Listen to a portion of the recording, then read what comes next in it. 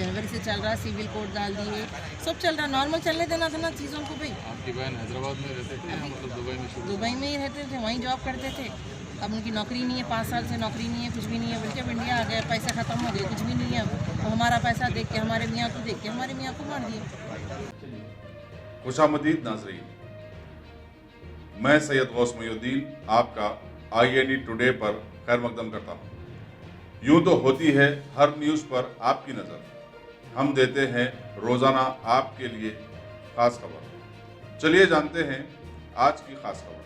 Telangana state human rights commission से रुजू होते हुए हैदराबाद की खातून ने हिरासानी और चादरघाट में हुए कत्ल में मुलविस बताते हुए अपनी बहन आसिफा सुल्ताना को गिरफ्तार करने का मुतालबा किया। खातून ने बताया कि उसके शौहर का माह सियाम के दौरान मस्जिद सहीफा आजमपुरे के करीब जायदाद के तनाज़े को लेकर बेदर्दी के साथ कत्ल कर दिया गया था। उनका कहना है कि उनकी बड़ी बहन आसिफा सुल्ताना और उनका शौहर दस्तगीर कत्ल की इस वारदात में मुलविस है। इस खातून ने Telangana state human rights commission से अपील की कि वो आसिफा सुल्ताना को फिलफौर गिरफ्तार करते हुए पुलिस की तहकीकात में शफाफियत पैदा करने की हिदायत देने की ख्वाहिश की। मैं निमोली अड्डा काचीगुड़े में रहती हूँ। रमज़ान में मेरे शौहर का मर्डर कर दिया, इसलिए फ़ोन करे मेरी बड़ी बहन आसिफा सुल्ताना, उसका शौहर सैयद दस्तगीर, दोनों मिलके प्लान करके मेरे हस्बैंड को मार दी। ना मेरी बहन को बच्चे हैं ना कुछ है, मेरे मासूम छोटे छोटे बच्चे हैं, क्या सोच के मर्डर करे? वो एक घर के लिए, वो घर का ऑलरेडी सिविल केस चल रहा, कोर्ट केस चल रहा, चलने देना था। आदमी को मारने की क्या ज़रूरत थी? आपकी बहन है या शौहर की बहन? नहीं, मेरी सगी बहन, बड़ी बहन आसिफा सुल्ताना। सैयद दस्तगीर तो पकड़ लिए पुलिस वाले उसको, लेकिन मेरी बहन जिस दिन से मर्डर हुआ उस दिन से गायब है। और उनके पास दुबई का वीज़ा भी है, उन्होंने दुबई भी भाग सकते हैं। और उन्होंने क्या करें, उनके हस्बैंड के नाम पे GPA दे दिए। ज़मीन जो है मेरे पापा की, मेरे फादर की है, या उसके बाबा की नहीं है, उसकी किसी की नहीं है, मेरे पापा की है, तो हम लोग का है ना। उसको क्या ज़रूरत थी मेरे शौहर को मारने की? आप लोग कितने भाई बहन हैं? हम लोग 3 बहन 1 भाई है। दोनों बहन, बड़ी बहन बड़ा भाई दोनों ले लिए ज़मीन, हम दोनों छोटे बहनों को कुछ भी नहीं दिए। दोनों जने, बाबा जब बीमार थे आज से 10 साल पहले उन्हें रजिस्ट्री करा लिए, बाबा का इंतकाल हो गया हमारे। हम दोनों छोटी बहन को ना दिए ना मेरे को कुछ दिए। ये कौन से इसका चल रहा झगड़ा? अब हम लोग जो दोनों बहना मिलकर जो घर बना लिए थे, उन्होंने बोले मेरे पास पैसा नहीं है, ज़मीन पापा मेरे को दिए ना, तुम घर बना लो। मेरे शौहर सऊदी में रहते थे, 15 साल के बाद आए ना यहाँ पे, घर बनाए, सब बनाए, अब रजिस्ट्री करो घर की, बोले तो मर्डर कर दिए। हस्बैंड के, उनके हस्बैंड के नाम पे GPA कर दिए और हमारे शौहर को मार दिए। कब हुआ ये? 9 मई को, 15 रमज़ान के दिन। रमज़ान का भी ख्याल नहीं रखा शैतान, रमज़ान का तो लिहाज रखना था, कोरोना चल रहा। आप लोगों के ऊपर क्या केस बुक करे? कुछ भी नहीं, हम लोग को हमारे को हैरेसमेंट करे, बल्कि हम लोग केस बुक उन लोग काउंटर पे उन लोग करें कि हम हैरेसमेंट कर रहे हैं। हम क्या चीज़ का हैरेसमेंट करेंगे? केस के अलावा आपके ऊपर और अभी आप बताएं ना कि आप लोगों के ऊपर ही केस बुक करे। तीनों ही वही हैरेसमेंट का बुक करे, हम ना इनको सता रहे बोल के बुक करे। मर्डर से पहले बुक करे? मर्डर से पहले भाई, जनवरी से चल रहा केस ही है, जनवरी से चल रहा, सिविल कोड डाल दिए, सब चल रहा, नॉर्मल चलने देना था ना चीज़ों को भाई। आपकी बहन हैदराबाद में रहते थे या मतलब दुबई में शुरू? दुबई में ही रहते थे, वहीं जॉब करते थे। अब उनकी नौकरी नहीं है, 5 साल से नौकरी नहीं है, कुछ भी नहीं है, बल्कि अब इंडिया आ गए, पैसे ख़त्म हो गए, कुछ भी नहीं है। अब हमारा पैसा देख के, हमारे मियाँ को देख के हमारे मियाँ को मार दिया। और बोलिए। बस अब वही है, बस मैं चाह रही हूँ। आप जो मकान बनाए कितने फ्लोर का बना? G+1 है भाई, नीचे उन्होंने रहते थे, मैं ऊपर रहती थी।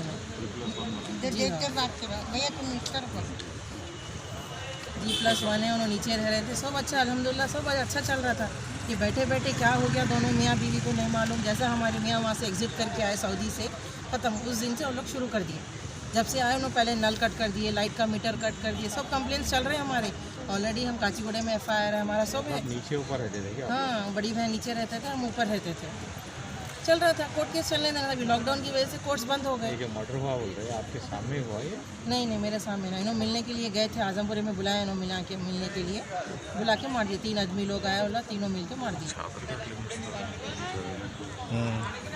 चादरघाट केस में कंप्लेंट? चादरघाट केस में कंप्लेंट है। मैं वही बोल रही हूँ, बड़ी बहन को पकड़ो, हमारी मेन उन्होंने ये फसाद की जड़। अब आपको पुलिस वाले मतलब क्या, मतलब आपको हेल्प कर रहे हैं या नहीं कर रहे? मतलब आप पुलिस जो वाले- अभी HRC को जो है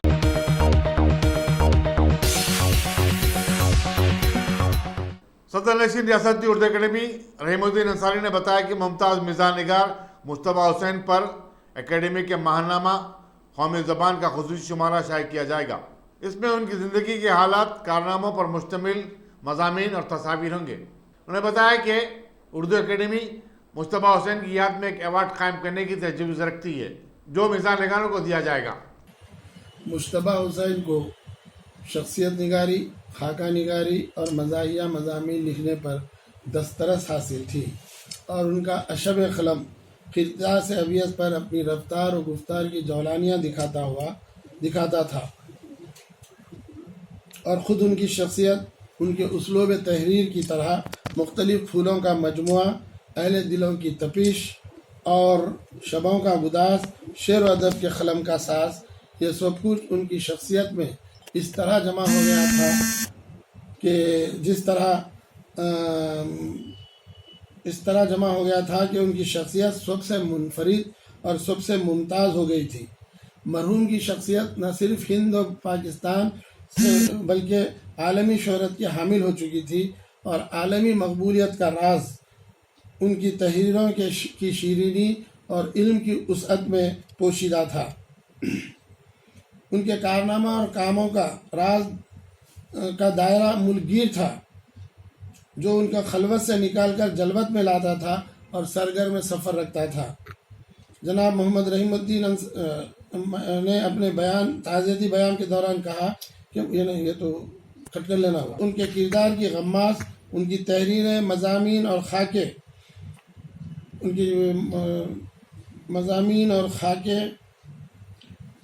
उनकी शख्सियत की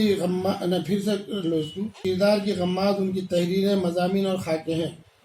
उनके इंतकाल की खबर सुनकर ऐसा महसूस हुआ कि शाखे गुल से फूल टूट कर गिर गया, कोई मुर्गे खुशनवा डाल पर बैठा चहचहाया और उड़ गया और एक मर्द सालिक रुखसत हुआ। अली जनाब मरहूम मुश्तबा हुसैन साहब के ताल्लुक़ात उर्दू अकेडमी से काफ़ी खुशगवार थे। 2006 से 2009 तक भी उन्होंने उर्दू अकेडमी में कई मरतबा यहाँ पर तशरीफ़ लाए और उर्दू अकेडमी के जो है खिदमत से, उसकी कारकर्दगी से काफ़ी वो मुतासिर थे और उर्दू अकेडमी की जानिब से उनको शायद 2007 में मखदूम अवार्ड जैसा जो है अवार्ड से उनको नवाजा गया। न सिर्फ मखदूम अवार्ड उर्दू अकेडमी से उनको हासिल हुआ बल्कि मुल्क के मुख्तलिफ़ अकेडमियों से भी उन्होंने कई बावक़ार अवार्ड हासिल किए और कई ममालिक में वो सफ़र किए हैं और उनकी कई किताबें कई ज़बानों में भी शाये हुई। इस तरह से मुल्क का एक मुमताज़ आलमगीर शोहरत याफ्ता अदीब हमसे रुखसत हुआ। हैदराबाद के मेयर बी राममोहन ने ललिता नगर मशराबाद में सैनिटाइजेशन की खुसूसी मुहिम का आगाज़ किया, जिसके दौरान मचकस अद्वियात का छिड़काव भी किया जाएगा। उन्होंने साफ सफाई के लिए अवामी शऊर की बेदारी पर जोर दिया। उन्होंने बताया कि जेसीबी की तरफ से 8 जून तक शहर के तमाम वार्ड्स में ऐसी मुहिम चलाई जाएगी। इस मौके पर मशराबाद के रुकन assembly M Gopal, zonal commissioner Secunderabad B Srinivas Reddy, मकामी कारपोरेटर और बल्दिया के अहदेदार भी उनके हमरा थे। తెలంగాణ మొత్తం కూడా మరి కరోనా తోటి మరి అట్టుడిపోతుంది, కరోనా విజృంభణ మరి ఎక్కువగా కొనసాగుతుంది। మరి శానిటైజేషన్ డ్రైవ్ ఏదైతే ఉందో, శానిటైజేషన్ క్లీన్గా ఉంచుకోవడం ఏదైతే ఉందో మరి ఇలా హైదరాబాద్ నగరానికి కొత్తగా కానప్పటికీ ఇలా ముఖ్యమంత్రి గారు ఇంటెన్సివ్గా ఉండాలి। ఇలా రోడ్లతో పాటు కూడలు కానీ, ఇంట్లో ముంగట కానీ, అదేవిధంగా చెట్ల కొమ్మలు ఇరిగిపడ్డాయి కానీ, ఇలా గోడలు కూలిపోయిన డెబ్రిస్ కానీ, మరి ఇలా రోడ్ల మీద ఉండే చెత్త కానీ ఏది కూడా మరి ఎక్కడ కూడా నిల్వ ఉండొద్దు, ఈ సీజనల్ వ్యాధులకు అది తోడు కావద్దు అన్న దాంట్లో ముఖ్యమంత్రి గారు చాలా సీరియస్గా మరి ఇలా ప్రజల ఆరోగ్యం కొరకు, ప్రజల బాగు కొరకు మరి చెప్పింది కాబట్టి దాంట్లో ప్రజల ఇన్వాల్వ్మెంట్ మరి చేపించడానికి, ప్రజలు ఇన్వాల్వ్మెంట్ చేసుకొని మమేకమై ముందుకు తీసుకుపోవడానికి ఇంటెన్సివ్ కేర్ స్పెషల్ డ్రైవ్ మరి ఈ రోజు నుంచి 8వ తారీఖు వరకు మొదలుపెట్టడం జరిగింది। మరి ఇలా గౌరవ మున్సిపల్ మంత్రి గారు ప్రతి ఆదివారం మరి వాళ్ళ 10 గంటలకు 10 నిమిషాలు మీ ఇంటిని మీరు శుభ్రం చేసుకోండి, మీ ఇంట్లో ఉన్న స్టాగ్నేటెడ్ వాటర్ ఏదైతే ఉంటాయో వాటిని డివాటరింగ్ చేసుకోండి, లేకపోతే వారి వల్ల నీళ్లు నిల్వ ఉండడం వల్ల చికెన్ గున్యా కానీ, మలేరియా కానీ, ఇలా భోజకాలకు సంబంధించి కానీ ఇలా రకరకాల అంటువ్యాధులకు సంబంధించిన మరి పరిస్థితులు ఉంటాయి కాబట్టి మరి ప్రతి ఆదివారం ఇప్పటికే మరి 3 ఆదివారాలు కంప్లీట్ కావడం జరిగింది। గౌరవ మున్సిపల్ మంత్రి గారు ఇచ్చిన పిలుపు మేరకు అదేవిధంగా ముఖ్యమంత్రి గారు కూడా ఈ కరోనాకు తోడు మరి సీజనల్ వ్యాధులు ఉండొద్దని చెప్పి మరి హైదరాబాద్ నగరంలో ఈరోజు ముషిరాబాద్ కాన్స్టిట్యున్సీలో మరి గౌరవ కార్పొరేటర్లు ఎమ్మెల్యే గారు, మరి జెర్సీ గారు, డీసీ గారు, మరి ఏఎంహెచ్ వాళ్ళందరూ కూడా ఈ కాలనీ ప్రెసిడెంట్లను పూర్తి స్థాయిలో ఇన్వాల్వ్ చేసి మరి అపార్ట్మెంట్ కానీ రెసిడెంట్ వెల్ఫేర్ అసోసియేషన్ కానీ ప్రజల పార్టిసిపేషన్ ఉంటేనే ఇలా నగరం మొత్తం కూడా పారిశుద్ధ్యం మరి ఇలా క్లీనినెస్ మెయింటైన్ చేయగలుగుతామన్న దాంట్లో మరి ఆ ప్రోగ్రామ్ సక్సెస్ చేయడానికి దీన్ని విజయవంతంగా ముందుకు తీసుకుపోవడానికి ప్రజలను మరి ఇలా మమేకం చేస్తూ ప్రజలను అవేర్నెస్ చేస్తూ పాంప్లెట్ల ద్వారా కానీ మీడియా ద్వారా కానీ సోషల్ మీడియా ద్వారా కానీ మరి జిహెచ్ఎంసీ ముందు పోయే ప్రయత్నం చేస్తుంది. ఇవాళ కూరగాయలు కానీ చెత్త కానీ మరి అదేవిధంగా ఆకులు కానీ మరి ఇవన్నీ కాకుండా మరి ఇవాళ ప్లాస్టికే కాకుండా కన్స్ట్రక్షన్ అండ్ డెబ్రీస్ ఇలా రోడ్డు కూలగొట్టింది కానీ బిల్డింగ్ కూలగొట్టింది కానీ కన్స్ట్రక్షన్ అండ్ డెబ్రీస్ని కూడా మరి ఇవాళ కుతుబుల్లాపూర్లో కానీ అదేవిధంగా మరి ఇలా పతులగూడలో కానీ కన్స్ట్రక్షన్ అండ్ డెమాలిషన్ మరి రీసైకిల్ చేసి రీయూజ్ చేయడానికి ప్రాసెసింగ్ ప్లాంట్ కూడా పెట్టడం జరిగింది.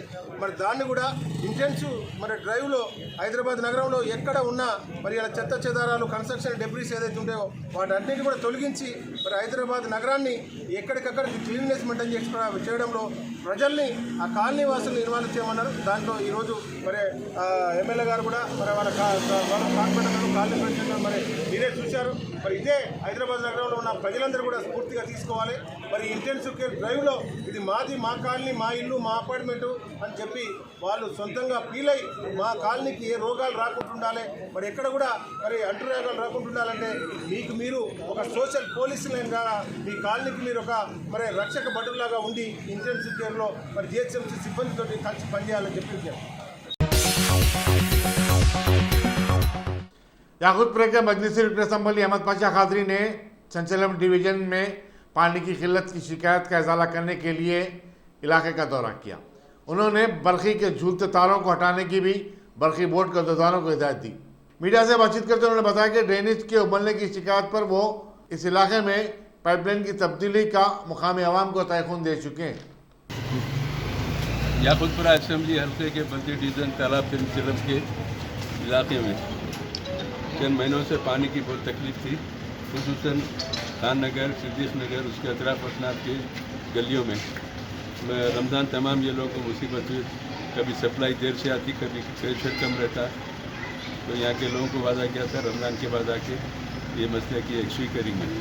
चुनाचे आज वाटर वर्क्स के इंजीनियर्स को लेकर आके यहाँ पे मुआयना किया गया। जिन जिन गलियों में पानी नहीं आ रहा है, बाज़ गलियाँ ऐसे आधी गली पानी आ रहा, आधी गली नहीं आ रहा है, सब जाजू के आखिरी में फैसला ये लिया गया कि 2 बूस्टर अगर लगा दिया जाए तो ये पानी का मसला यहाँ पे हल हो जाता है। और आज कई महीनों से लोगों को तकलीफ है। तो इंजीनियर्स को बताया कि वो एस्टीमेट बना दे, एस्टीमेट बनने के बाद एमडी से मंजूरी लेंगे, ज़रूरत पड़ी तो एमडी को बुला के पूरा एरिया फिरा के बताएंगे। तो ये पानी का मसला पहले हल करने के लिए हम रमज़ान में वादा किए थे, इंशाल्लाह कोशिश करके जल्द से जल्द कराएंगे। और इससे हटके लाइट के जो बहरा हैं पूरे गलियों में लूज है बहरा और जेंट दिए हुए हैं, कभी भी गिर के गिर सकता है, तो उनके लिए ख़तरे का बायस है। उसको केबलिंग कराने के लिए मुकामी लोग बता रहे, उसकी केबलिंग भी कराएंगे।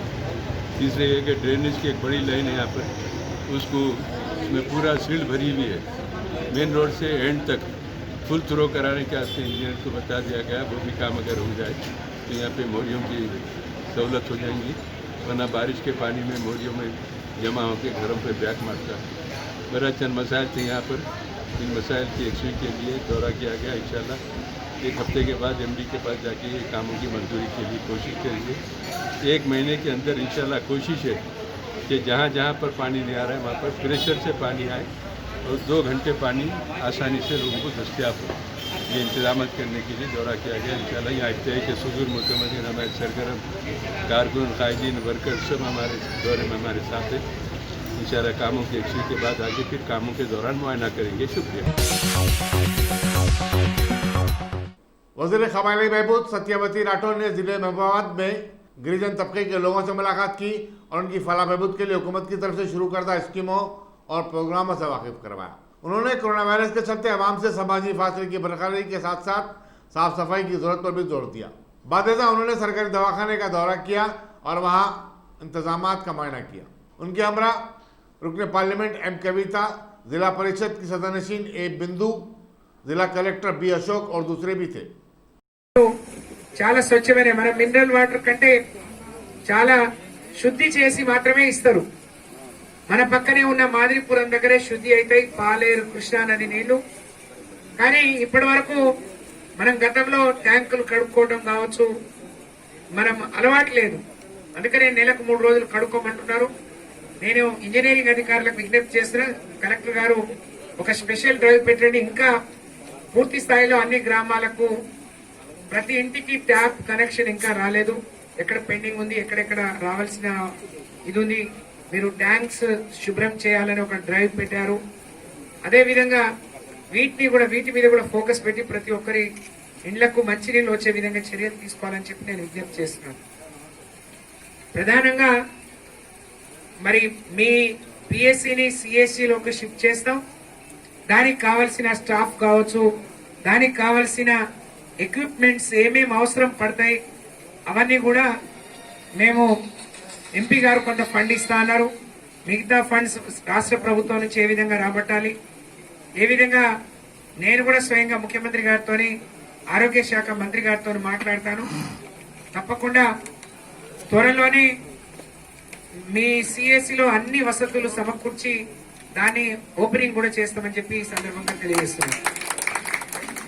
ఇవాళ ముఖ్యమంత్రి గారి ఆలోచన మరి ప్రధానంగా మనం కరోనా వచ్చినప్పుడు భారతదేశంలో ఏ ముఖ్యమంత్రి స్పందించని విధంగా మన తెలంగాణ రాష్ట్ర ముఖ్యమంత్రి కేసీఆర్ గారు స్పందించి ఎవరికి ఇబ్బంది కలగకూడదు, ఏ ఒక్కరు పస్తులు ఉండకూడదు, దేనికి లోటు ఉండకూడదు అని ఎంత ఇబ్బంది అయినా అత్యవసర సేవలు కావచ్చు, నిత్యావసర వస్తువులు కావచ్చు, లేకుంటే ప్రభుత్వం ఇచ్చే చేయూత మరి మనిషికి 12 కిలోల బియ్యం, కార్డు 1500 రూపాయలు ఇవ్వడం కావచ్చు, మన రాష్ట్రంలో ఉండే పేదలే కాకుండా వలస కూలీలకు కూడా పెద్ద ఎత్తున ఆదుకున్న చరిత్ర మన ప్రభుత్వాన్ని, మన ముఖ్యమంత్రి గారు. कोविड-19 के वाकयात में अचानक इजाफे के बाद दिल्ली ने अपनी सरहदों को एक हफ्ते के लिए बंद कर दिया है। चीफ मिनिस्टर अरविंद केजरीवाल ने बताया कि सिर्फ जरूरी अशिया लाने वाली गाड़ियों और हुकूमत की तरफ से जारी करदा खुसूसी पास रखने वाली गाड़ियों को दाखिले की इजाजत दी जाएगी। उन्होंने बताया कि दूसरी रियासतों से मिलने वाली तमाम सरहदों को एक हफ्ते के बाद हालात का जायजा लेने के बाद खोलने पर गौर किया जाएगा। इलाज कराने के लिए आते हैं। क्यों आते हैं? 2 कारणों से दिल्ली आते हैं।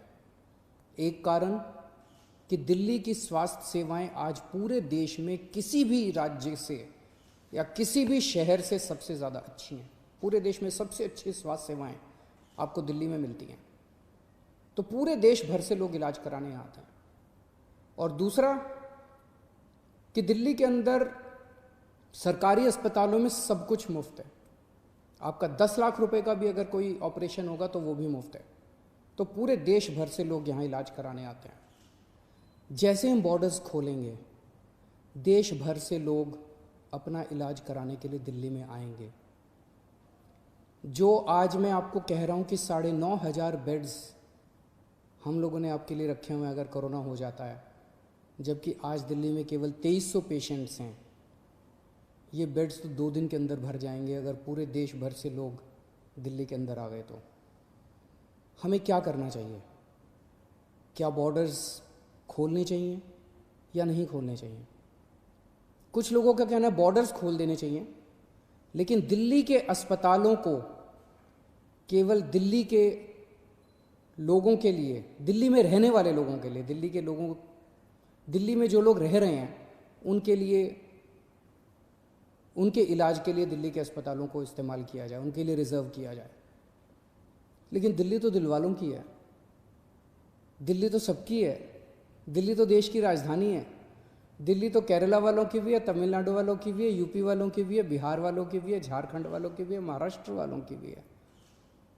दिल्ली तो आज तक सबका इलाज करती आई है, फिर दिल्ली मना कैसे कर सकती है किसी का इलाज करने के लिए? तो कुछ लोगों का सुझाव है कि जब तक कोरोना है तब तक के लिए कम से कम दिल्ली के अस्पतालों में केवल दिल्ली में रहने वाले लोगों का इलाज होना चाहिए। क्या होना चाहिए? बहुत सारे सुझाव हैं। मुझे आपसे मार्गदर्शन चाहिए और हमें क्या करना चाहिए, आप हमें इस बारे में सुझाव भेजें। शुक्रवार को 5 बजे तक आपके सुझावों का इंतज़ार रहेगा। आप मुझे अपने सुझाव व्हाट्सएप कर सकते हैं। व्हाट्सएप नंबर है 00007722। व्हाट्सएप नंबर है 8800007722। ईमेल है delhicm.suggestions@gmail.com। ईमेल है delhicm.suggestions@gmail.com। और अगर आपके पास व्हाट्सएप नहीं है, अगर आपके पास ईमेल नहीं है, तो आप इस नंबर पे फ़ोन कर सकते हैं और अपना सुझाव छोड़ सकते हैं। आपकी आवाज़ रिकॉर्ड हो जाएगी। 1031 डायल कीजिएगा, आप अपने सुझाव छोड़ सकते हैं। फ़िलहाल एक हफ्ते के लिए हम दिल्ली के बॉर्डर सील कर रहे हैं। एसेंशियल सर्विसेज जारी रहेंगी। सरकारी ऑफिसर्स जो हैं वो आई कार्ड के बेसिस पे आ जा सकेंगे, पास लेकर आया जाया जा सकेगा। तो फ़िलहाल एक हफ्ते के लिए हम अपने बॉर्डर सील कर रहे हैं। उसके बाद जो सुझाव आएंगे, जो आप मार्गदर्शन करेंगे, जो आप जैसा कहेंगे, सभी के सुझावों के आधार के ऊपर हम एक्सपर्ट से भी बात करेंगे और भी बहुत सारे लोगों से बात करेंगे। उसके आधार पर अगले हफ्ते फिर इसके बारे में एक ठोस निर्णय ले पाएंगे। नमस्कार।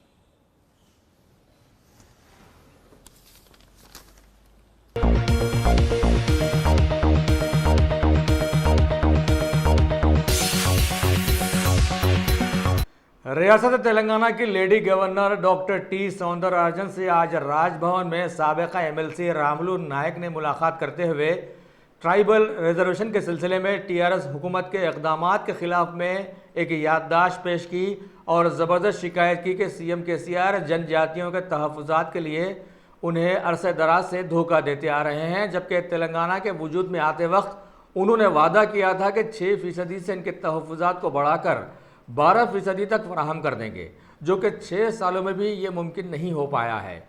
और हालिया GOMS 3 को सुप्रीम कोर्ट में खारिज कर देने के बाद भी टीआरएस हुकूमत ने कोई एक्शन नहीं लिया है। लिहाजा इन्होंने मरकज़ी हुकूमत से गुजारिश की है कि रियासत में SC/STs के मफादात को खातिर में लाने के लिए वो फ़ौरन हरकत में आए। ट्राइबल रिजर्वेशन पोराट समिति के तरफ से हमने एक रिप्रेजेंटेशन दिया। ये रिप्रेजेंटेशन का मुख्य उद्देश्य है कि GOMS number 3 12% reservation private university के बारे में हमने बात किया।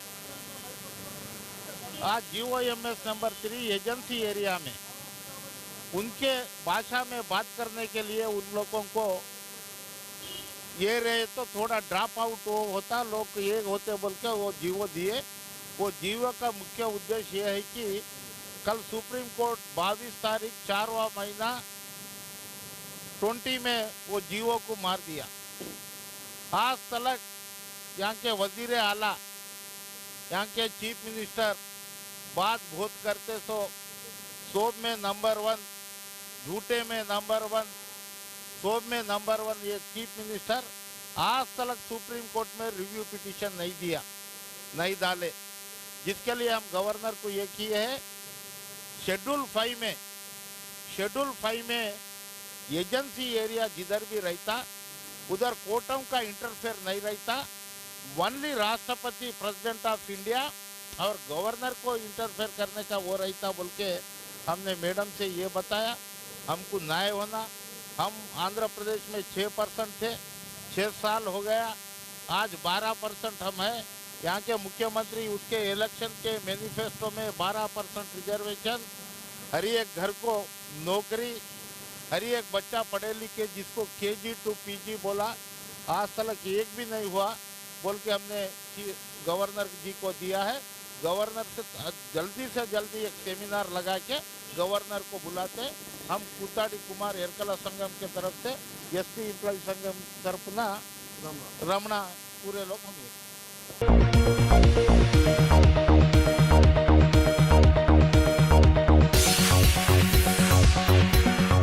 तेलंगाना फॉर्मेशन डे की तकारीब 2 जून को मनाए जाने वाले माहौल में आज city commissioner police Anjani Kumar ने ज़िले कलेक्टर, GHMC कमिश्नर और बहुत सारे दीगर आला अहदेदारों के साथ नामपल्ली इलाके में वाक़े गन पार्क का दौरा करते हुए तकरीब के इंतजामात का जायज़ा लिया। वाज़ेह रहे कि फॉर्मेशन डे के दिन सीएम केसीआर वहां की तकरीब में मेहमान खुसूसी की हैसियत से शरीक होकर तेलंगाना शहीदों को खिराज अकीदत पेश करेंगे। लिहाजा 2 जून बरोज़ मंगल सुबह 8:30 तक 9 बजे उस इलाके में कुछ ट्रैफिक तहदीदात लगाई जा रही हैं।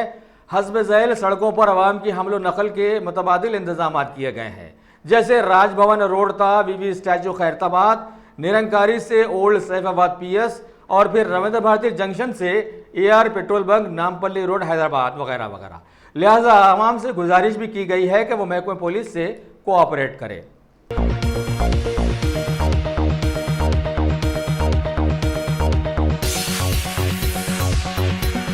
सारी दुनिया में शोहरत याफ्ता शहर हैदराबाद के साबिका शाही फरमानरवा निज़ाम ऑफ हैदराबाद की ख़दीम किंग कोठी, जो पर्दा गेट के नाम से भी मौसूम है, आज वो दोबारा आवाम में मौजूए बहस ऐसे बनी है कि कल बारिश के दौरान कोठी के अहाते में वाक़ एक क़दीम नारियल का झाड़ भरी बारिश में अचानक जल उठा।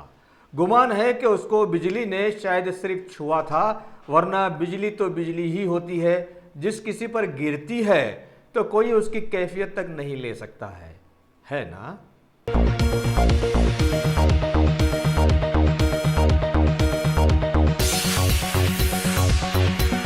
शहर हैदराबाद के मेयर बी राम मोहन ने आज एक आला सतही इजलास में बतलाया कि शहर के कई मज़ाफ़ाती इलाकों में कई सड़कों की तामीरात के लिए बल्दिया ने करीब 2000 करोड़ का बजट जारी किया है, जिसके तहत 300 किलोमीटर लंबी सड़कों की तामीरात के साथ साथ करीब 709 किलोमीटर की सड़कों की तज़ीन भी एजेंसीज के जरिए रोबे अमल लाई जाएंगी।